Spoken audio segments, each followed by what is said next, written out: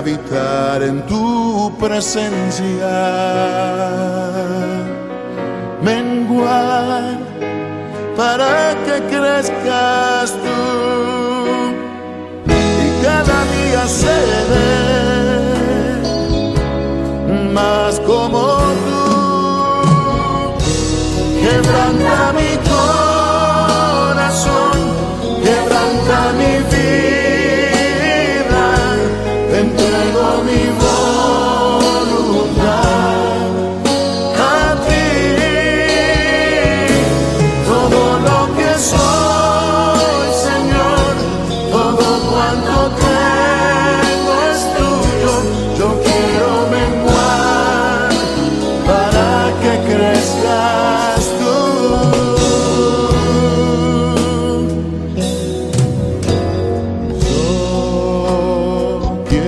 Más de ti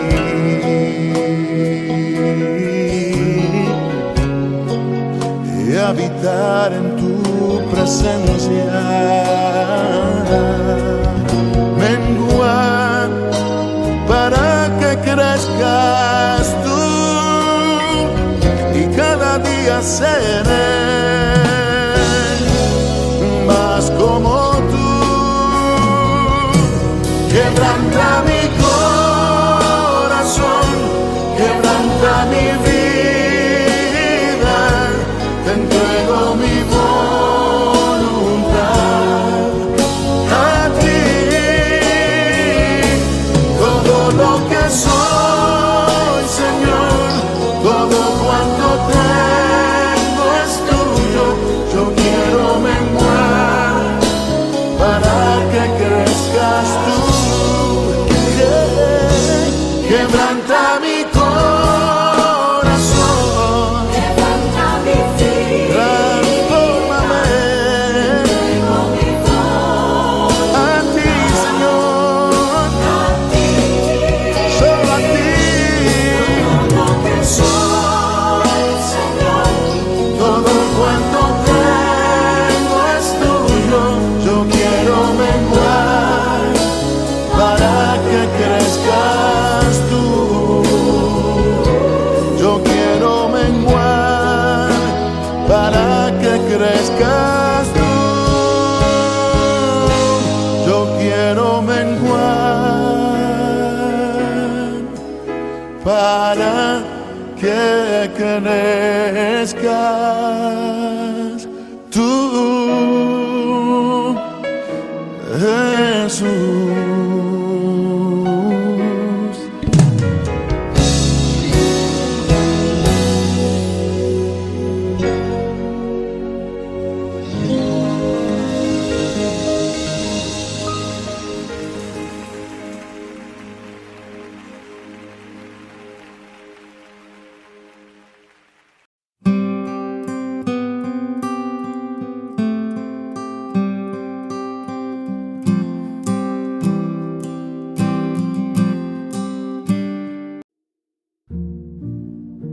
Hola, soy Nicole Morales de Miel San Marcos. Hoy quiero leer y meditar contigo el proverbio del día.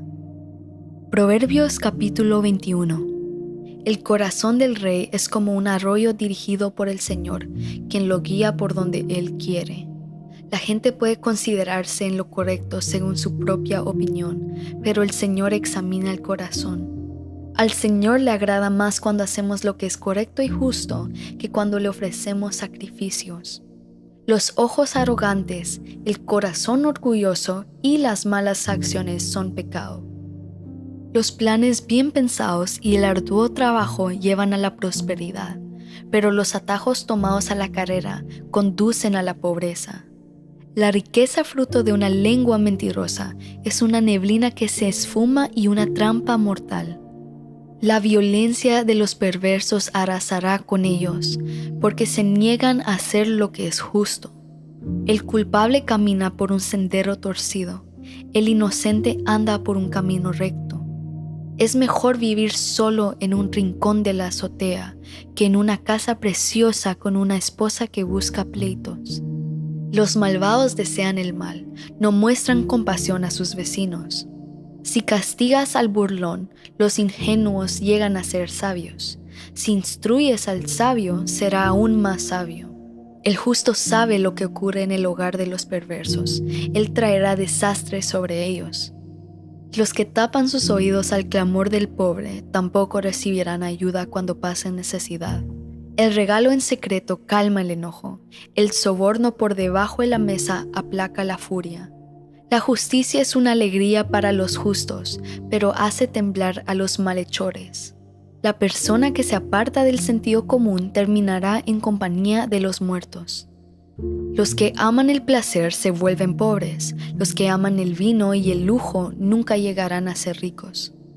Los perversos son castigados en lugar de los justos y los traidores en lugar de las personas honradas. Es mejor vivir solo en el desierto que con una esposa que se queja y busca pleitos. Los sabios tienen riquezas y lujos, pero los necios gastan todo lo que consiguen. El que busca la justicia y el amor inagotable encontrará vida, justicia y honor. El sabio conquista la ciudad de los fuertes y arrasa la fortaleza en que confían. Cuida tu lengua y mantén la boca cerrada y no te meterás en problemas. Los burlones son orgullosos y altaneros, actúan con una arrogancia que no tiene límites. Por mucho que desee, el perezoso acabará en la ruina, porque sus manos se niegan a trabajar. Hay quienes se la pasan codiciando todo el tiempo, pero a los justos les encanta dar. El sacrificio del malvado es detestable, sobre todo cuando lo ofrece con malas intenciones. El testigo falso será silenciado, pero al testigo creíble se le permitirá hablar.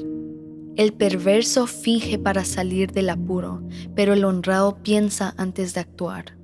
No hay sabiduría humana, ni entendimiento ni proyecto que puedan hacerle frente al Señor.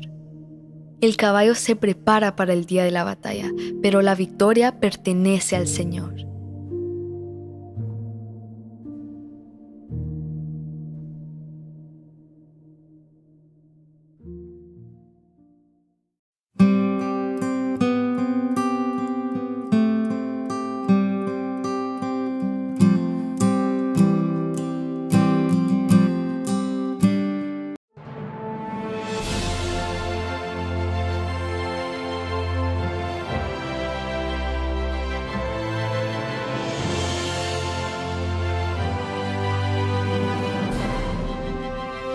Hola mi amigo y amiga, bienvenido a tu programa Estudiando la Biblia cada día. Gracias a nuestro Dios porque tenemos la palabra eficaz, la palabra viva, la palabra que edifica nuestra vida cada día. No podemos dejar de estudiarla ni un solo día. Si alguno de ustedes no ha podido estudiar alguno de los capítulos anteriores, recuerda que aquí están todos grabados en este canal.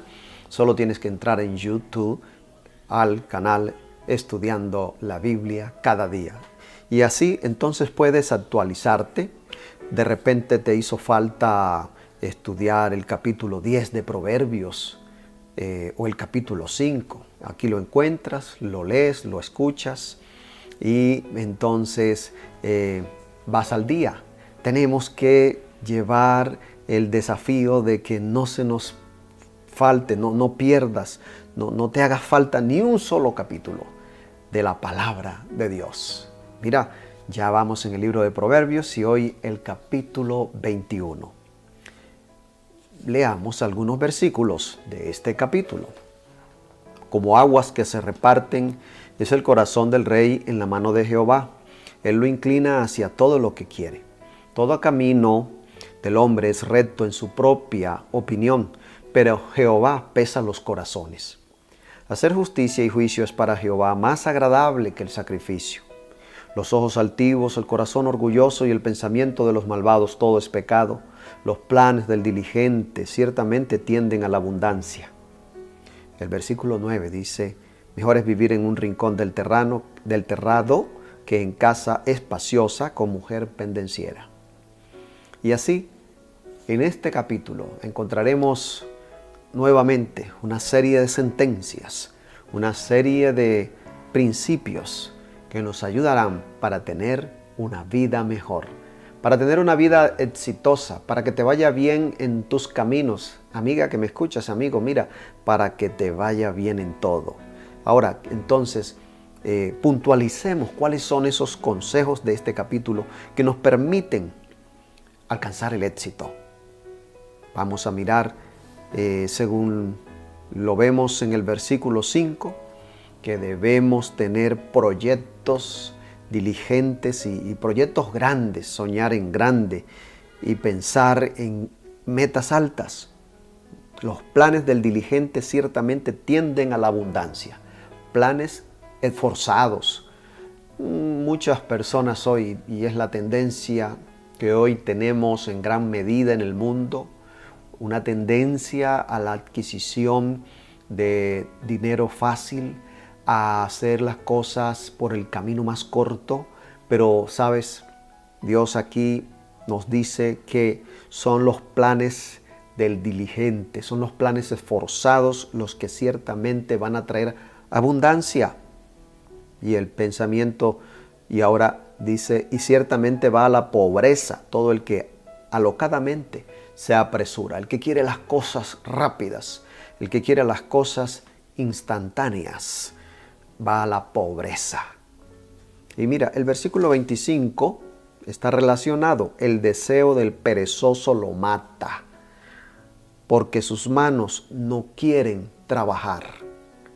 Tiene sus manos quietas, quiere tener sus manos sin esfuerzo. Y esto dice aquí que lo llevará a la ruina. Y en muchos otros proverbios lo encontramos. Así que este es el principio número 1. Lo que debemos hacer es tener proyectos diligentes, grandes y alejarnos de la pereza. Número 2, lo encuentro en el versículo 6. Dice, amontonar tesoros por medio de la mentira es fugaz ilusión de aquellos que buscan la muerte. Sin lugar a dudas, es claro aquí que debemos hablar con la verdad, sin engaño, ser sinceros. Versículo 28 lleva relación y el 25. Vamos a leer el 25 primero. El deseo del perezoso lo mata porque sus manos no quieren trabajar. Ya lo habíamos leído. Ahora el 28. El testigo falso perecerá, pero el hombre que escucha siempre podrá responder. Hablar con la verdad sin engaño. Cuidado con ser testigos falsos. Tercero, versículo 8. El camino del hombre perverso es torcido y extraño, pero los hechos del que es puro son rectos. Otro principio, debemos andar por el camino recto, por el camino que va de acuerdo a los principios de Dios, a los mandamientos de Dios. Practicar la equidad, ser justos en el trato a los demás y ser muy justos en nuestros negocios. Este es el consejo. Nuestro camino no puede andar por el camino torcido, sino por el camino recto. Versículo 9. Mejor es vivir en un rincón del terrado que en casa espaciosa con mujer pendenciera. Y el mismo consejo o principio aparece en el versículo 19 que dice, mejor es vivir en tierra desierta que con la mujer pendenciera e irascible. Aquí pendenciera es un sinónimo de rencilloso o rencillosa, en este caso hablando de las mujeres. Recuerda, como hemos dicho ya y como hemos estudiado, que en este capítulo se presenta a la mujer virtuosa, pero también se presenta a la mujer que no es virtuosa, y como en este caso a la rencillosa, a la quisquillosa, a la pendenciera. Es causa de hogares infelices.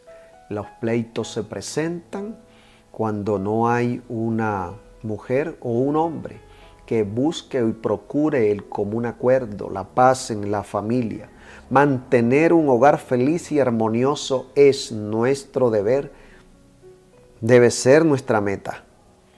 Y acá el texto dice que es mejor vivir en el terrado, en la azotea, en un lugar pequeño, ¿no? La azotea es un lugar en el techo, expuesto a las inclemencias del clima, pero dice que es mejor estar allí que en una casa espaciosa con una mujer rencillosa. Es decir, es mejor vivir en paz en un ranchito, en un cuarto, en una habitación pequeña, que vivir en una casa grande pero en pleitos. No es bueno eso. Y en el capítulo 20 vimos que es de sabios dejar el pleito, apartarnos de los problemas, buscar siempre la paz, la cordialidad entre nosotros. Amiga que me escuchas, amigo, no sé si estás teniendo contiendas en tu matrimonio o estás teniendo contiendas en tu familia. El Señor te invita en este momento a que tomes la decisión de procurar la paz, de arreglar las cosas, de acabar con esas discusiones interminables. Es mejor que calles y busques el tener un ambiente pacífico. Va a ser mejor. Y si le pides a Dios la ayuda, lo vas a encontrar. Vas a encontrar el dominio propio para no seguir peleando, para no seguir discutiendo, para no seguir en la rencilla. Ahora, vamos a otro principio en el versículo 11. Cuando el escarnecedor es castigado, el simple se hace sabio. Cuando se amonesta al sabio, aprende ciencia. Mira la diferencia. El escarnecedor, el necio, desecha el consejo. Y cuando el escarnecedor es castigado, el simple se hace sabio porque aprende bajo el testimonio de otros. Y el que es amonestado, el sabio que es amonestado, aprende más. Está dispuesto a aprender. Mira, debemos estar dispuestos a aprender. Es un principio muy sencillo, pero muy importante. Las personas sabias siempre reconocen que no lo saben todo. En lugar de creer que sí lo saben todo, no, son humildes para reconocer que no lo saben todo y que necesitan aprender todavía mucho más. Ahora, avancemos un poco más. En el versículo 29 dice: el hombre malvado endurece su rostro, pero el recto ordena sus caminos. No hay sabiduría, ni inteligencia, ni consejo contra Jehová. El caballo se apareja para el día de la batalla, dice el último versículo, el 31. El caballo se apareja para el día de la batalla. En los tiempos antiguos, en los tiempos cuando se escribió este libro, el caballo era uno de los un instrumento de guerra poderosísimo. El ejército que tenía caballos estaba siempre en ventaja sobre el ejército que no los tenía. Así que dice: el caballo se apareja para el día de la batalla, pero Jehová es quien da la victoria. Aquí este versículo nos recuerda que sobre todas las cosas hay un Dios que tiene el control del universo y que nosotros debemos depender y confiar en Dios por encima de depender o confiar de nuestras fuerzas o de la ayuda de alguien o algún elemento. Este principio nos da esperanza y seguridad de la intervención divina. Nuestras armas pueden fallar, amigos. Mira, amiga, nuestras armas pueden fallar, nuestras fuerzas pueden fallar, pueden faltar, nuestros preparativos pueden fallar, pero la victoria la puede dar el Señor. Sí, algunas personas, como dice el salmista en otro aparte, dice que algunos confían en caballos, pero nosotros confiamos en el Señor. Este es un versículo que nos recuerda este principio de confiar sobre todas las cosas en Dios y no en nuestras fuerzas humanas o en nuestros propios recursos, porque muchas veces notamos cómo los recursos, por muchos que sean, terminan en ser insuficientes para ganar la batalla de la vida, para salir adelante, para solucionar algunos problemas. Por encima de todo, no olvidemos confiar en nuestro Dios. Y quiero terminar con el versículo 17 que dice: caerá en la pobreza el hombre que ama los placeres, y el que ama el vino y los perfumes no se enriquecerá. Ayer, en el capítulo 20, estudiamos sobre el vino, sobre la cerveza, cuán dañinos son y cuántas miserias trae al mundo. Sin lugar a dudas, aquí está en el mismo principio. Para encontrar éxito y prosperidad debemos tener disciplina y autonegación.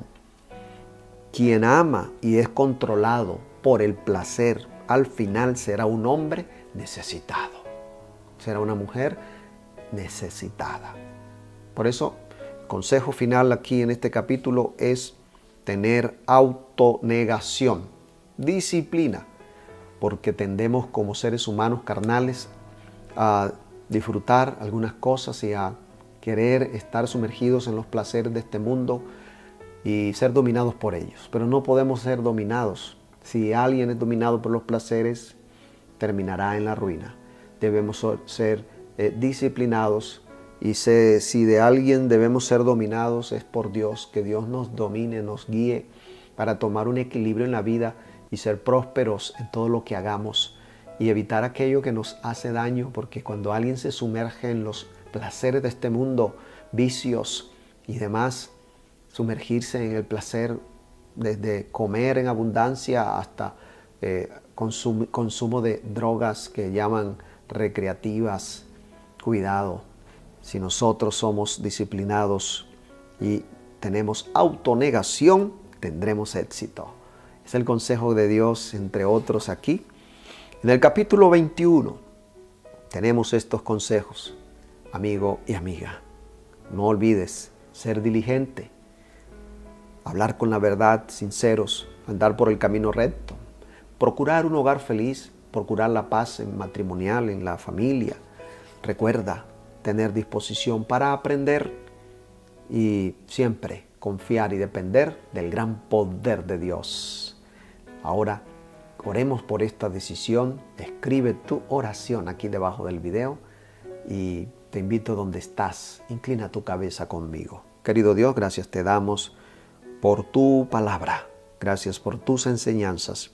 Ayúdanos, Señor, para aplicarlos, para vivir estos principios y ver, Señor, que haciendo tu voluntad encontramos una vida plena, una vida exitosa, la victoria sobre nuestras propias debilidades. Gracias, Señor, porque en este día tú nos acompañas, envías tu Espíritu Santo a guiarnos con sabiduría a cada uno y traes paz, seguridad y alivio a aquella persona que lo necesita. Me está escuchando ahora, oh Dios, y está pasando por una tormenta. Tráele la paz, tráele tu bendición.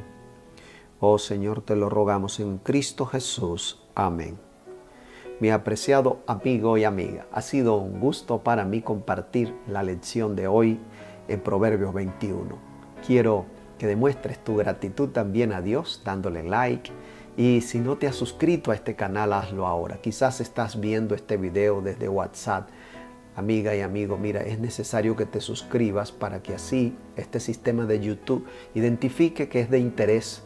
Cuando tú no te suscribes, este sistema no reconoce que tienes interés. Y si no hay mucho interés, entonces deja de promoverlo. Pero si te suscribes, entonces todos los que me escuchan, los que están en la radio, entran al canal en YouTube, se suscriben, va a haber mucho más interés y esta plataforma va a promover para que la palabra de Dios sea escuchada y mucha gente más se una y puedan ser bendecidos con el mensaje de Dios para su vida. Gracias por estar allí, gracias por tus comentarios. Que Dios te bendiga y te guarde en las actividades que tengas en este día.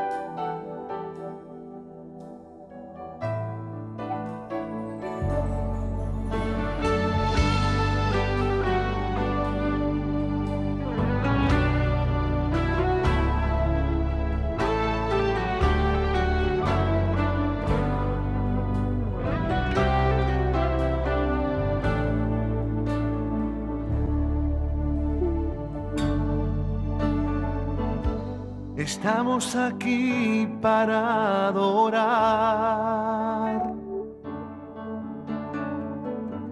mis manos comienzo a levantar,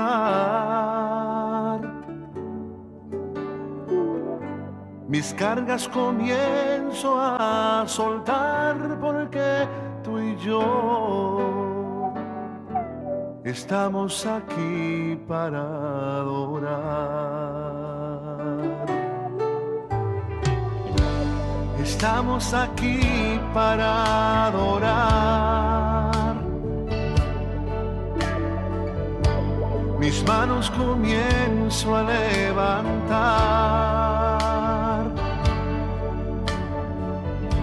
mis cargas comienzo a soltar, porque tú y yo estamos aquí para adorar. Adórale y comienza a alabar. Adórale y comienza a cantar. Adórale y comienza a declarar que Dios lo hará, porque estamos aquí para adorar. Si empezamos a adorar, este lugar tiembla.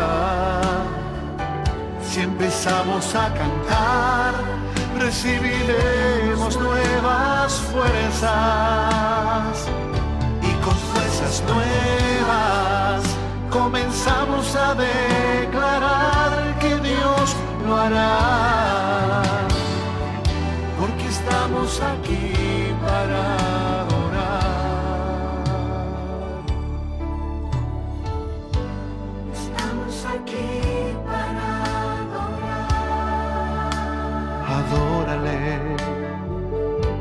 Mis manos comienzo a levantar. Levanta tus manos al cielo. Mis cargas comienzo a soltar, porque tú y yo estamos aquí para adorar. Adórale y comienza a alabar. Adórale y comienza a cantar. Adórale y comienza a declarar que Dios lo hará, porque estamos aquí para adorar. Si empezamos a adorar, este lugar tiembla. Si empezamos a cantar, recibiremos nuevas fuerzas, y con fuerzas nuevas comenzamos a declarar que Dios lo hará. ¿Por qué? Porque estamos aquí Para adorarte a ti, Señor. porque estamos aquí para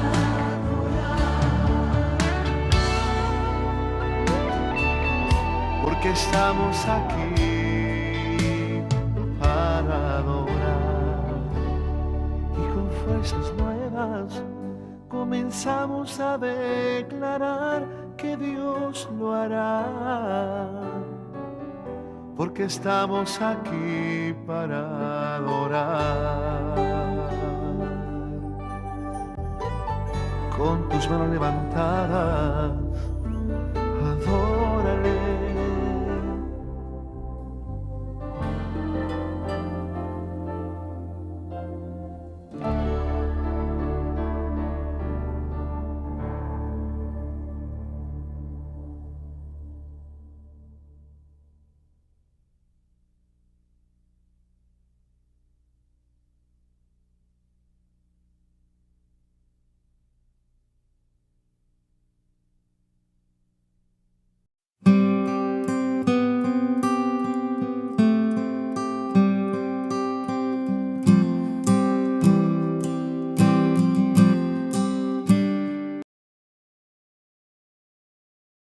El libro de Éxodo es el segundo libro de la Biblia.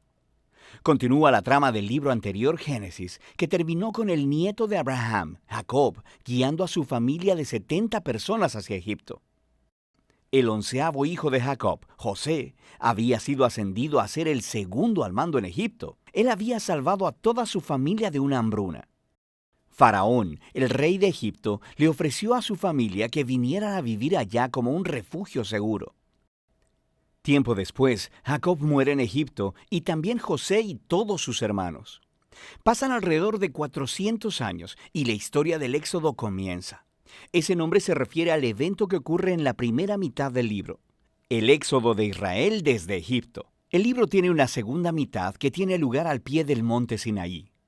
En este video solo enfocaremos la primera mitad, donde siglos han pasado. Israel fue fecundo, se multiplicó y llenó la tierra. Esta frase es un eco intencional de la bendición que Dios le dio a toda la humanidad en el jardín del Edén.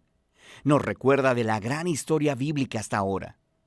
La humanidad perdió la bendición de Dios por su pecado y rebelión.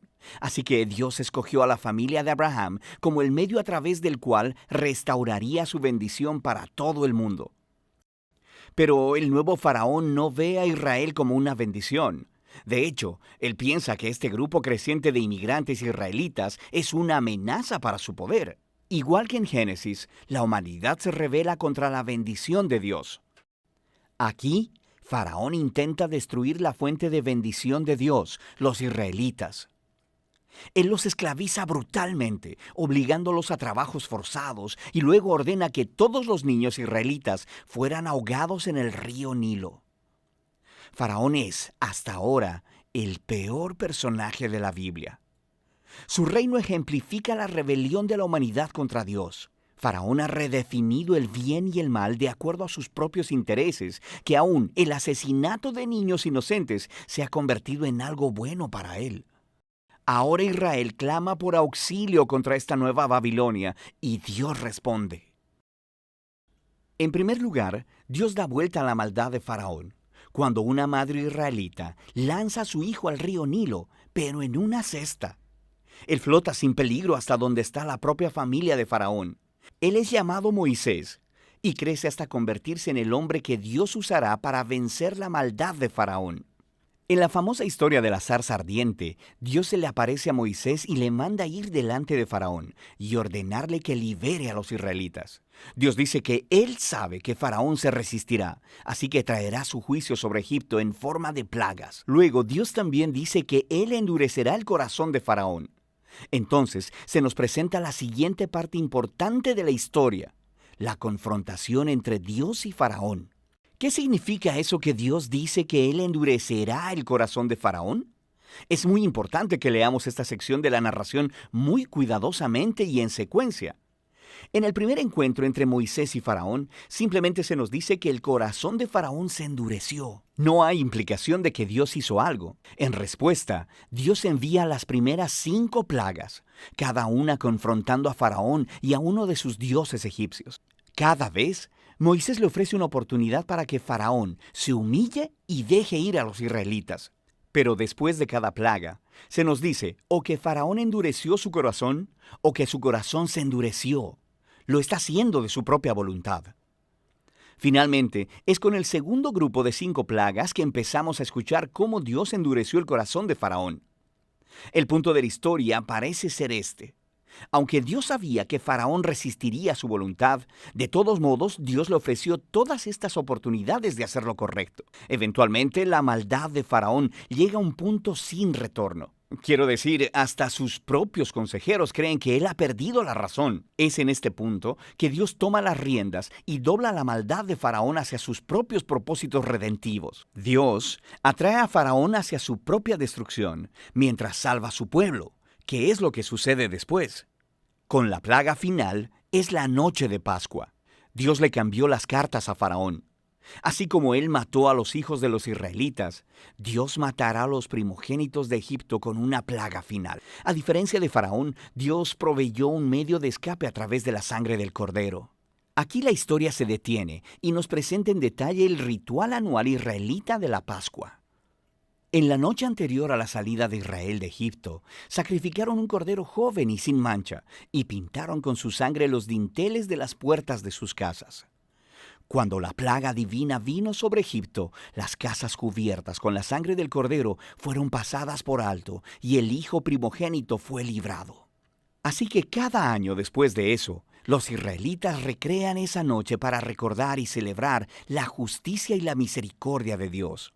Pero Faraón, por su orgullo y rebelión, perdió a su propio hijo y es movido por fin a dejar en libertad a los israelitas. Los esclavos israelitas hacen su éxodo desde Egipto, pero en cuanto se fueron, Faraón cambió de opinión. Reunió a su ejército y persiguió a los israelitas para una última confrontación. Mientras los israelitas pasan a través de las aguas sin peligro alguno, Faraón se precipita hacia su propia destrucción. La historia del Éxodo concluye con la primera canción de alabanza en la Biblia. Se llama el Cántico del Mar. La última línea declara que el Señor gobierna como rey. La canción cuenta poéticamente sobre qué trata la historia del reino de Dios. Se trata de cómo Dios está en una misión para confrontar el mal en este mundo y redimir a aquellos que están esclavizados por ese mal. Dios llevará a su pueblo a la tierra prometida, donde su divina presencia vivirá con ellos. Esta historia muestra cómo se ven las cosas cuando Dios es rey sobre su pueblo. Después que los israelitas cantan su canción, la historia da un gran giro. Los israelitas están viajando a través del desierto hacia el monte Sinaí. Tienen hambre, están sedientos y empiezan a criticar a Moisés y a Dios hasta por haberlos rescatado. Ellos dicen que extrañan los buenos tiempos en Egipto. Es una locura. Dios, en su misericordia, provee a Israel alimento y agua en el desierto. Pero estas historias oscurecen el panorama. Nos comenzamos a preguntar, ¿podría ser que el corazón de Israel sea tan duro como el de Faraón? Ya lo veremos. Por ahora, esa es la primera mitad del libro de Éxodo.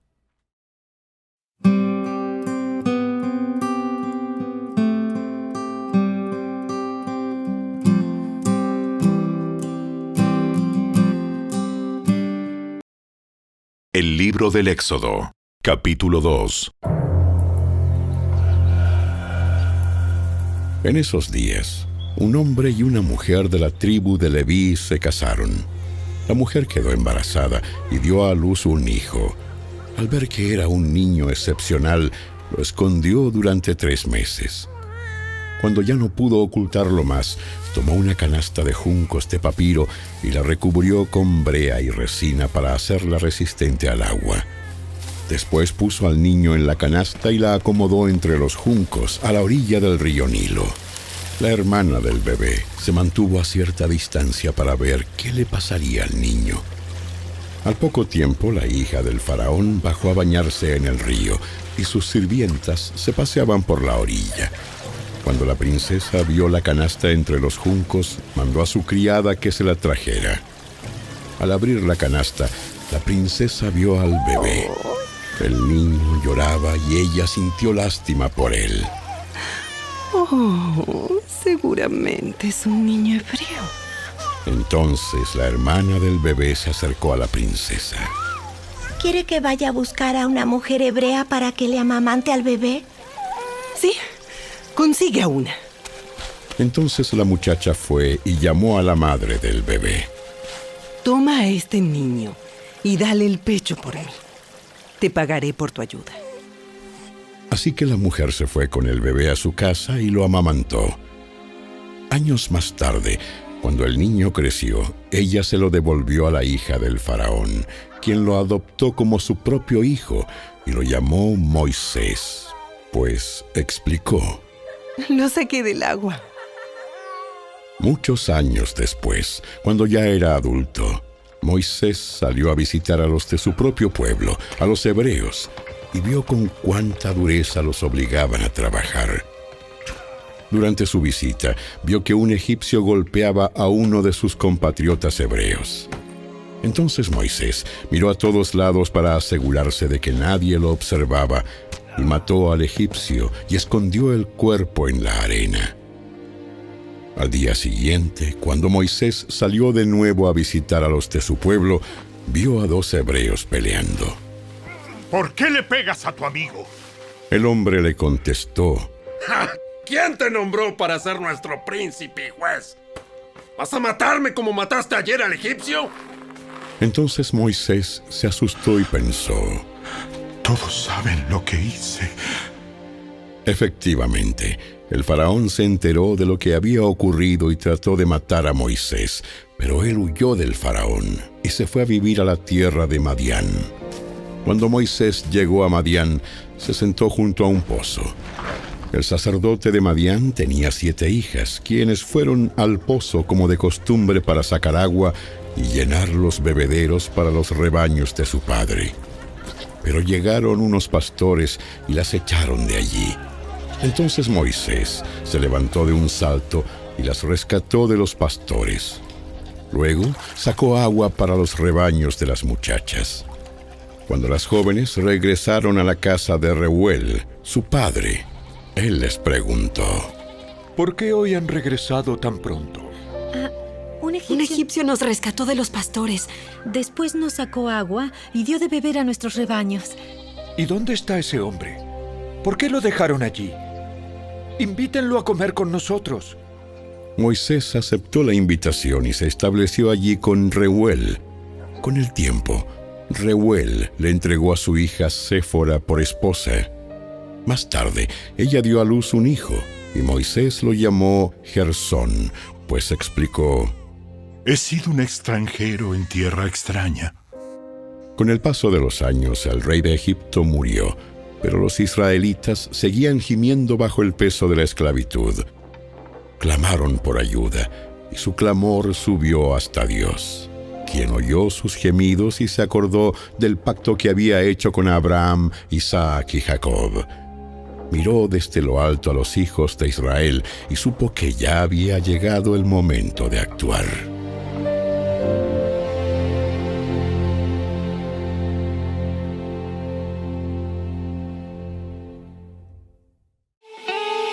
Si te gustó este video, dale me gusta, suscríbete a nuestro canal y asegúrate de activar la campanita de notificaciones para que siempre estés al día con nuestros nuevos recursos. Recuerda seguirnos también en nuestras redes sociales. Descarga ahora mismo la app y escucha la audio Biblia dramatizada en tu celular. Busca lectura pública de la Biblia en la tienda de tu dispositivo o vea la descripción de este video donde también encontrarás los links de descarga. Para ver el siguiente video, toca el recuadro que aparece en tu pantalla. ¡Hasta pronto!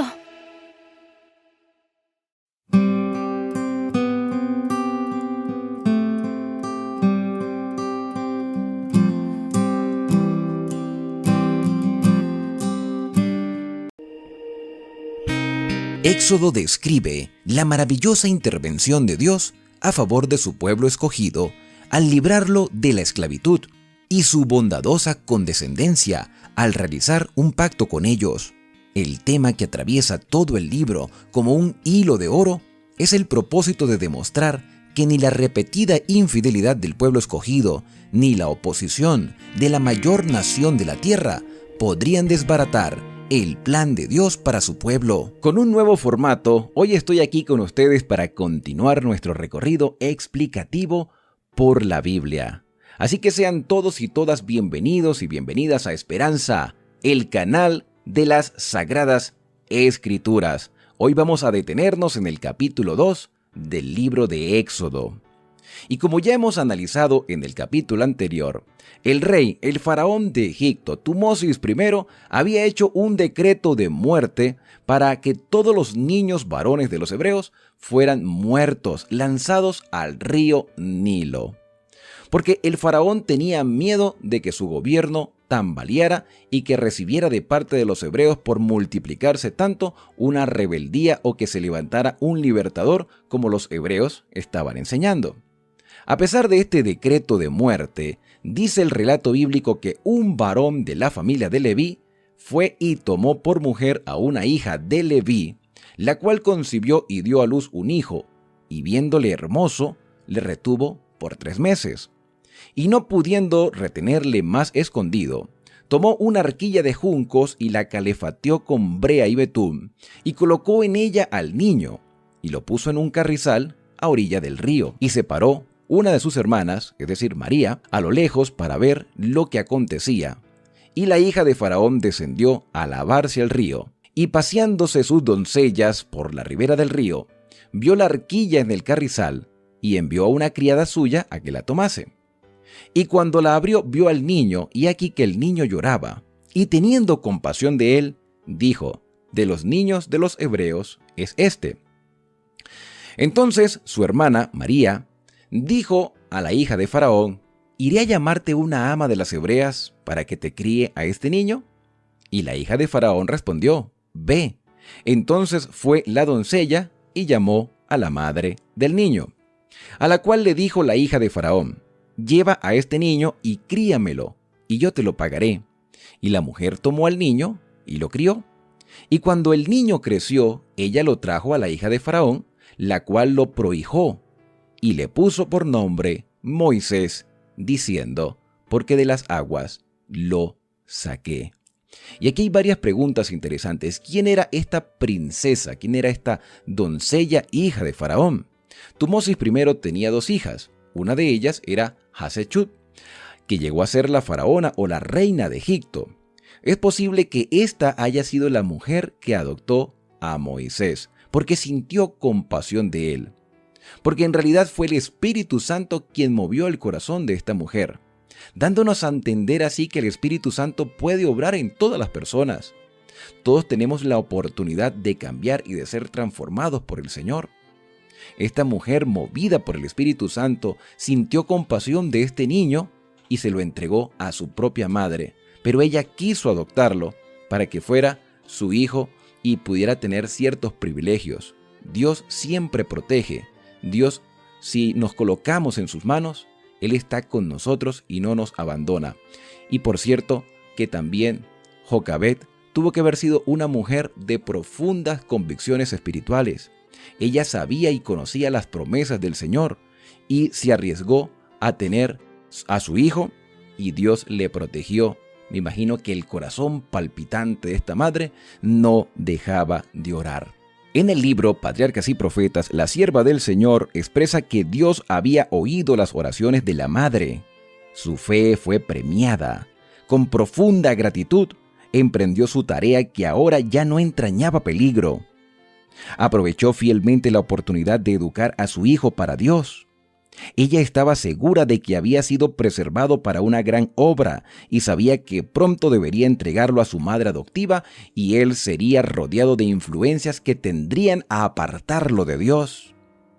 Todo esto la hizo más diligente y cuidadosa en su instrucción que la de sus otros hijos, es decir, María y Aarón. Trató de inculcarle la reverencia a Dios y el amor a la verdad y a la justicia, y oró fervientemente que fuera preservado de toda influencia corruptora. Le mostró la insensatez y el pecado de la idolatría, y desde muy temprana edad lo enseñó a postrarse y a orar al Dios viviente, al único que podía oírlo y ayudarlo en cualquier emergencia. La madre retuvo a Moisés tanto tiempo como pudo, pero se vio obligada a entregarlo cuando tenía como 12 años de edad. De su humilde cabaña fue llevado al palacio real, y la hija del faraón lo prohijó. Pero en Moisés no se borraron las impresiones que había recibido en su niñez. No podía olvidar las lecciones que aprendió junto a su madre. Le fueron un escudo contra el orgullo, la incredulidad y los vicios que florecían en medio del esplendor de la corte. Cuán grande había sido en sus resultados la influencia de aquella mujer hebrea, a pesar de ser una esclava desterrada. Toda la vida de Moisés y la gran misión que cumplió como caudillo de Israel dan fe de la importancia de la obra de una madre piadosa. Ninguna otra tarea se puede igualar a esta. En un grado sumo, la madre modela con sus manos el destino de sus hijos, influye en las mentes y en los caracteres, y trabaja no solamente para el presente, sino también para la eternidad. Siembra la semilla que germinará y dará fruto, ya sea para bien o para mal. La madre no tiene que pintar una forma bella sobre un lienzo, ni cincelarla en un mármol, sino que tiene que grabar la imagen divina en el alma humana. Muy especialmente durante los años tiernos de los hijos, descansa sobre ella la responsabilidad de formar su carácter. Las impresiones que en este tiempo se hacen sobre sus mentes, que están en proceso de desarrollo, permanecerán a través de toda su vida. Los padres deben dirigir la instrucción y la educación de sus hijos mientras son niños, con el propósito de que sean piadosos. Son puestos bajo nuestro cuidado para que los eduquemos, no como herederos del trono de un imperio terrenal, sino como reyes para Dios, que han de reinar a través de las edades eternas. Toda madre debe comprender que su tiempo no tiene precio. Su obra ha de probarse en el solemne día de la rendición de cuentas. Entonces se hallará que muchos fracasos y crímenes de los hombres y mujeres fueron el resultado de la ignorancia y la negligencia de quienes debieron haber guiado sus pies infantiles por el camino de la rectitud. Entonces se hallará que muchos de los que beneficiaron al mundo con la luz del genio, la verdad y la santidad, recibieron de una madre cristiana y piadosa los principios que fueron la fuente de la influencia y del éxito. En la corte del faraón, Moisés recibió la más alta educación civil y militar. El monarca había decidido hacer de su nieto adoptivo el sucesor del trono y el joven fue educado para esta alta posición. El relato bíblico en Hechos capítulo 7 versículo 22 dice que Moisés fue instruido en toda la sabiduría de los egipcios y era poderoso en sus palabras y obras. Su capacidad como caudillo militar lo convirtió en el favorito del ejército egipcio y la mayoría lo consideraba como un personaje notable. Satanás había sido derrotado en sus propósitos. El mismo decreto que condenaba a muerte a los niños hebreos había sido usado por Dios para educar y adiestrar al futuro caudillo de su pueblo. A los ancianos de Israel les comunicaron los ángeles que la época de su liberación se acercaba y que Moisés era el hombre que Dios emplearía para realizar esta obra. Los ángeles también instruyeron a Moisés, diciéndole que el Señor lo había elegido para poner fin a la servidumbre de su pueblo. Suponiendo Moisés que los hebreos habían de obtener su libertad mediante la fuerza de las armas, esperaba dirigir los ejércitos hebreos contra los egipcios. Y teniendo esto en cuenta, fue cuidadoso con sus afectos para evitar que por apego a su madre adoptiva o al faraón, no se sintiera libre para hacer la voluntad de Dios. De conformidad con las leyes de Egipto, todos los que ocupaban el trono de los faraones debían llegar a ser miembros de la casta sacerdotal, y Moisés, como presunto heredero, debía ser iniciado en los misterios de la religión nacional. Se responsabilizó de esto a los sacerdotes, pero aunque era celoso e incansable estudiante, no pudieron inducirlo a la adoración de los dioses. Fue amenazado con perder la corona y se le advirtió de que sería desheredado por la misma princesa si insistía en su apego a la fe hebrea. Pero permaneció inconmovible en su determinación de no rendir homenaje a otro Dios que no fuese el creador del cielo y de la tierra. Razonó con los sacerdotes y adoradores de los dioses egipcios, mostrándole la insensatez de su veneración supersticiosa hacia objetos inanimados. Nadie pudo refutar sus argumentos o cambiar su propósito. Sin embargo, por un tiempo, su firmeza fue tolerada a causa de su elevada posición y por el favor que le dispensaban tanto el rey como el pueblo. Dice la Escritura que por la fe Moisés, hecho ya grande, rehusó llamarse hijo de la hija del faraón, prefiriendo ser maltratado con el pueblo de Dios, antes que gozar de los deleites temporales del pecado, teniendo por mayores riquezas el oprobio de Cristo que los tesoros de los egipcios, porque tenía puesta la mirada en la recompensa. Hebreos capítulo 11, versículos 24 hasta el 26. Moisés estaba capacitado para destacarse entre los grandes de la tierra, para brillar en las cortes del reino más glorioso y para empuñar el cetro de su poder. Su grandeza intelectual lo distingue entre los grandes de todas las edades y no tiene par como historiador, poeta, filósofo, general y legislador. Con el mundo a su alcance, tuvo fuerza moral para rehusar las halagüeñas perspectivas de la riqueza, grandeza y fama, prefiriendo ser maltratado con el pueblo de Dios antes que de gozar de los deleites temporales del pecado.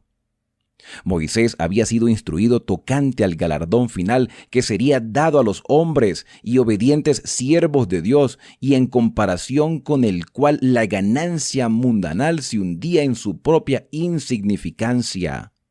El magnífico palacio del faraón y el trono del monarca fueron ofrecidos a Moisés para seducirlo, pero él sabía que los placeres pecaminosos que hacen a los hombres olvidarse de Dios imperaban en las cortes señoriales. Vio más allá del esplendoroso palacio, más allá de la corona de un monarca, los altos honores que se otorgaban a los santos del Altísimo en un reino que no tendrá mancha de pecado. Vio por la fe una corona imperecedera que el Rey del cielo colocará en la frente del vencedor. Esta fe lo indujo a apartarse de los señores de esta tierra y a unirse con la nación humilde, pobre y despreciada que había preferido obedecer a Dios antes que servir al pecado. Moisés permaneció en la corte hasta los 40 años de edad. Con frecuencia pensaba en la abyecta condición de su pueblo y visitaba a sus hermanos sujetos a servidumbre y los animaba con la seguridad de que Dios obraría su liberación. A menudo, provocado al resentimiento por las escenas de injusticia y opresión que veía, anhelaba vengar sus males. Dice el relato que un día, en una de sus visitas, al ver que un egipcio golpeaba a un israelita, se arrojó sobre él y lo mató. No hubo testigos del hecho, excepto el israelita, y Moisés sepultó inmediatamente el cuerpo en la arena. Habiendo demostrado que estaba listo para apoyar la causa de su pueblo, esperaba verlo levantarse para recobrar su libertad. La Biblia, en Hechos 7:25, expresa que él pensaba que sus hermanos comprenderían que Dios les daría libertad por mano suya, pero ellos no lo habían entendido así. Por eso aún no estaban preparados para la libertad. Al día siguiente, Moisés vio a 2 hebreos que reñían entre sí. Uno de ellos era evidentemente culpable. Moisés lo reprendió y el hombre, oponiéndosele, le negó el derecho a intervenir y lo acusó así vilmente de un crimen. ¿Quién te ha puesto por príncipe o juez de nosotros? ¿Piensas matarme como mataste al egipcio? Todo el asunto, exagerado en sumo grado, se supo rápidamente entre los egipcios y hasta llegó a oídos del faraón. Se le dijo al rey que este acto era muy significativo, que Moisés tenía el propósito de acaudillar a su pueblo contra los egipcios que querían derrocar al gobierno y ocupar el trono, y que no habría seguridad para el reino mientras él viviera.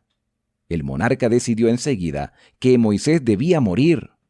Reconociendo Moisés su peligro, huyó hacia Arabia. El Señor dirigió su marcha y encontró asilo en casa de Jetro, sacerdote y príncipe de Madián, que también adoraba a Dios. Después de un tiempo, Moisés se casó con una de las hijas de Jetro y allí, al servicio de su suegro como pastor de oveja, permaneció por espacio de 40 años más. Al dar muerte al egipcio, Moisés había caído en el mismo error que cometieron muchas veces sus antepasados. Es decir, había intentado realizar por sí mismo lo que Dios había prometido hacer. Dios no se proponía libertar a su pueblo mediante la guerra, como pensó Moisés, sino por medio de un gran poder, para que la gloria fuera atribuida únicamente al Señor. No obstante, aún de este acto apresurado, se valió el Señor para cumplir sus propósitos. Moisés no estaba preparado para su gran obra. Aún tenía que aprender la misma lección de fe que se les había enseñado a Abraham y a Jacob. Es decir, a no depender para el cumplimiento de las promesas de Dios, de la fuerza y de la sabiduría humana, sino depender del poder divino. Había otras lecciones que Moisés había de recibir en medio de la soledad de las montañas. En la escuela de la abnegación y las durezas había de aprender a ser paciente y a controlar sus pasiones. Antes de poder gobernar sabiamente, debía ser educado en la obediencia. Antes de poder enseñar el conocimiento de la divina voluntad a Israel, su propio corazón debía estar en plena armonía con Dios. Mediante su propia experiencia, tenía que prepararse para ejercer un cuidado paternal sobre todos los que necesitarían su ayuda. El ser humano se habría evitado este largo periodo de trabajo y oscuridad por considerarlo como una gran pérdida de tiempo. Pero la sabiduría infinita determinó que el que había de ser caudillo de su pueblo debía pasar 40 años haciendo el humilde trabajo de pastor. Así desarrolló hábitos de cuidado atento, olvido de sí mismo y tierna solicitud por su rebaño que lo prepararon para ser el compasivo y paciente pastor de Israel. Ninguna ventaja que la educación o la cultura humana puedan otorgar podrá haber sustituido a esta experiencia. Moisés había aprendido muchas cosas que debía olvidar.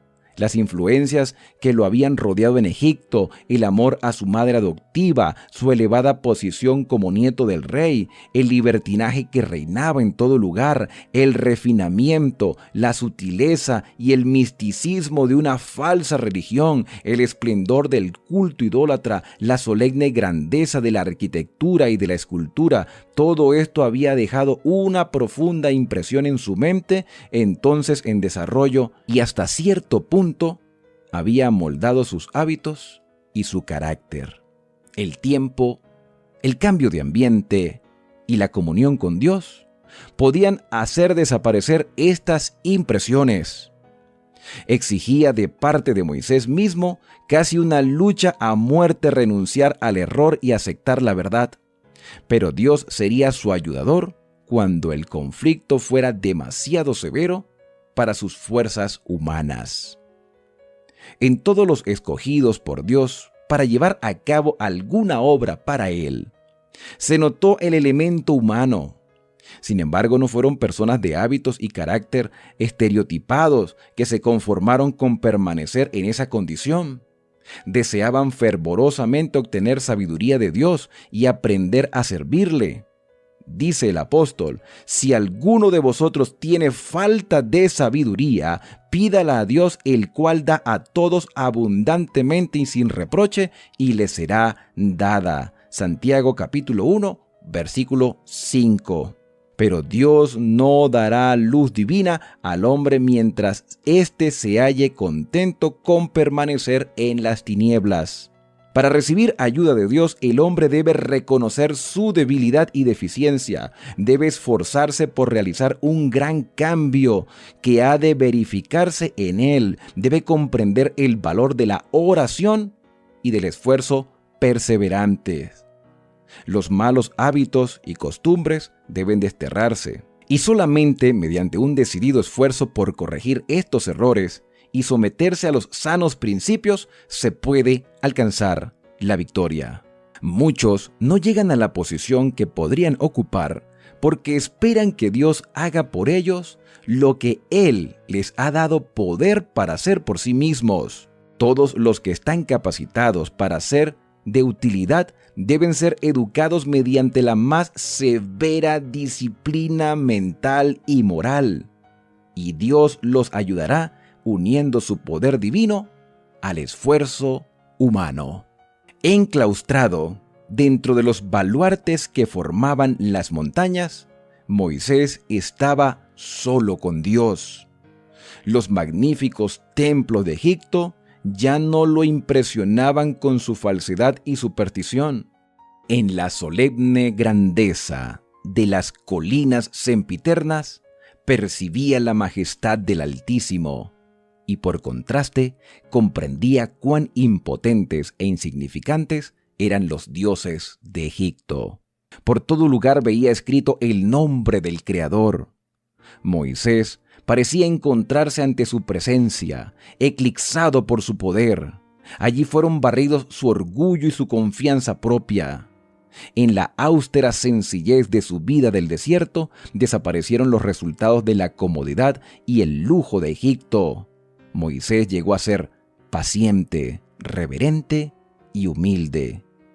El relato bíblico dice, muy manso, más que todos los hombres que había sobre la tierra.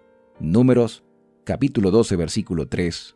Y sin embargo, era fuerte en su fe en el poderoso Dios de Jacob. A medida que pasaban los años, y erraba con sus rebaños por los lugares solitarios, meditando acerca de la condición oprimida en que vivía su pueblo, Moisés repasaba el trato de Dios hacia sus padres, las promesas que eran la herencia de la nación elegida y sus oraciones en favor de Israel ascendían día y noche. Los ángeles celestiales derramaban su luz en su derredor. Allí, bajo la inspiración del Espíritu Santo, escribió el libro de Génesis. Los largos años que pasó en medio de las soledades del desierto fueron ricos en bendiciones, no solo para Moisés y su pueblo, sino también para el mundo de todas las edades subsiguientes. El capítulo número 2 de Éxodo termina de la siguiente manera, versículo 23. Y aconteció que después de muchos días murió el rey de Egipto, y los hijos de Israel suspiraron a causa de la servidumbre, y clamaron. Y su clamor subió a Dios desde su servidumbre, y oyó Dios el gemido de ellos, y se acordó de su pacto con Abraham, Isaac y Jacob. Y miró Dios a los hijos de Israel, y los reconoció el Señor. Mis queridos amigos y amigas de esperanza, la vida de Moisés es una demostración de que Dios quiere moldear nuestro carácter. Y tenemos que salir de aquellos lugares que nos separan del Señor. A veces en la soledad, en la quietud, en la naturaleza, podemos reconocer a aquel que nos creó, aquel que nos redime y que nos sustenta. Bueno, el Señor siempre se ha acordado de su pueblo, siempre ha estado con nosotros y nunca nos va a abandonar. Aunque vivimos en un mundo corrupto, el Señor ha prometido liberarnos para llevarnos a la patria celestial cuando Cristo venga por segunda vez. Él es nuestro verdadero libertador. Y hasta aquí hemos llegado con nuestro recorrido por el día de hoy, esperando que haya sido una grande bendición la lectura de estos pasajes y de este comentario del libro Patriarcas y Profetas.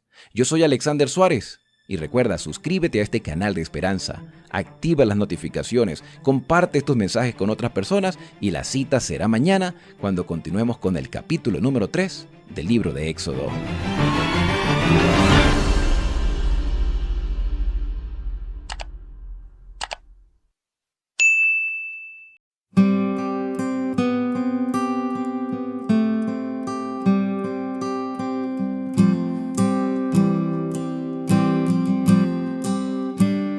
Capítulo 2.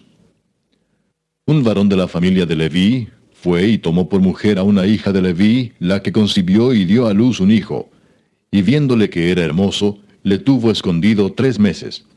Pero no pudiendo ocultarle más tiempo, tomó una arquilla de juncos y la calafateó con asfalto y brea, y colocó en ella al niño y lo puso en un carrizal a la orilla del río.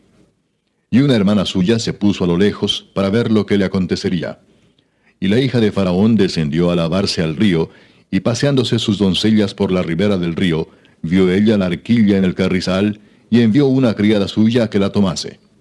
Y cuando la abrió, vio al niño, y he aquí que el niño lloraba. Y teniendo compasión de él, dijo, de los niños de los hebreos es este. Entonces su hermana dijo a la hija de Faraón, ¿iré a llamarte una nodriza de las hebreas para que te críe este niño? Y la hija de Faraón respondió, ve. Entonces fue la doncella y llamó a la madre del niño, a la cual dijo la hija de Faraón, lleva a este niño y críamelo, y yo te lo pagaré. Y la mujer tomó al niño y lo crió. Y cuando el niño creció, ella lo trajo a la hija de Faraón, la cual lo prohijó y le puso por nombre Moisés, diciendo, porque de las aguas lo saqué. En aquellos días sucedió que, crecido ya Moisés, salió a sus hermanos y los vio en sus duras tareas, y observó a un egipcio que golpeaba a uno de los hebreos sus hermanos. Entonces miró a todas partes, y viendo que no parecía nadie, mató al egipcio y lo escondió en la arena. Al día siguiente salió y vio a 2 hebreos que reñían.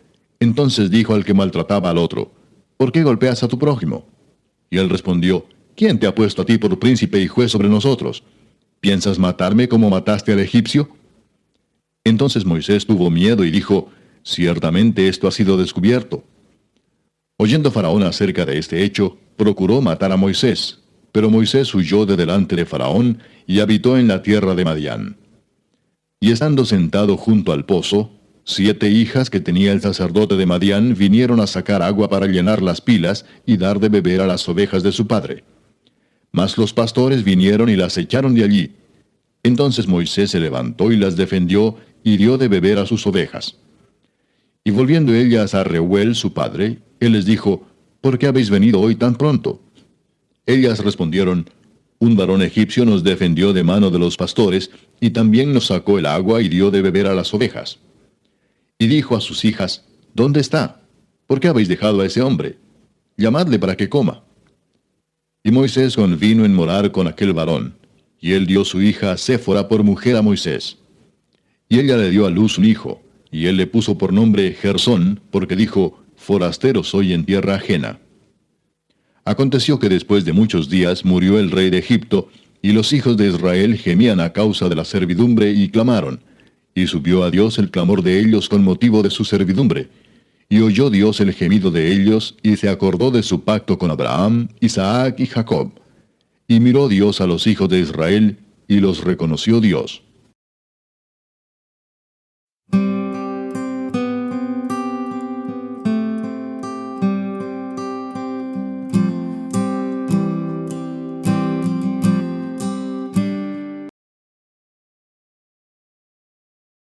Dios les bendiga, somos el Mariachi Cristiano Emanuel de Ciudad Victoria, Tamaulipas. Queremos saludarles a todos y enviar este canto con mucho cariño y con mucho respeto a todas las mamás del mundo. Que Dios les bendiga en su día. Esto es, Madre, hoy te traigo este canto.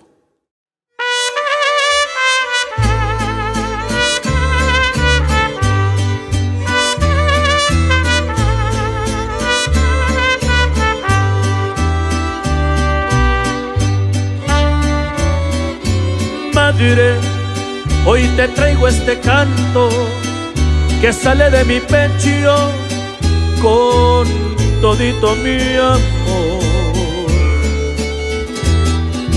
Y quizás en tus mejillas las lágrimas se asomen de alegría y bendición.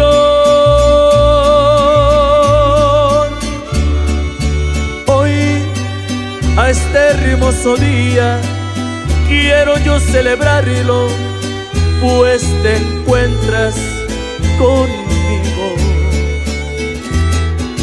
Gozo al mirar tu presencia, porque otro amor de madre no se encuentra en la vida.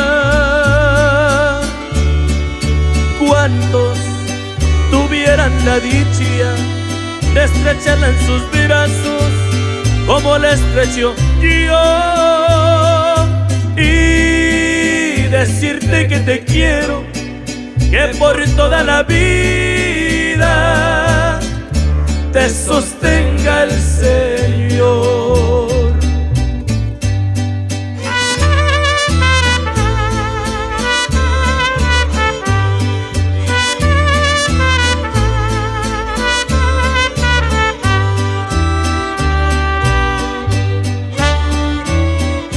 Quiero que aquí en la tierra y allá en el cielo nos podamos mirar, pues si aquí tienes tristezas, allá tendrás consuelo toda la eternidad.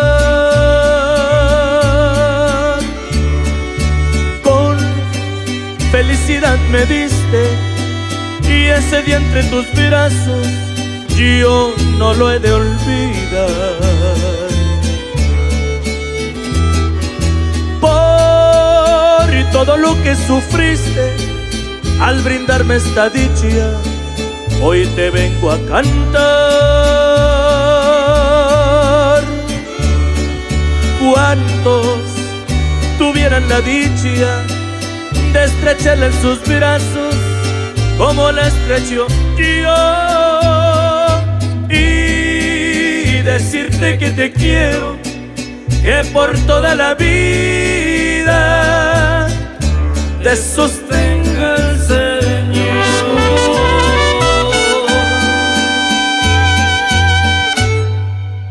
Con mucho cariño para todas las mamás del mundo. Dios los bendiga.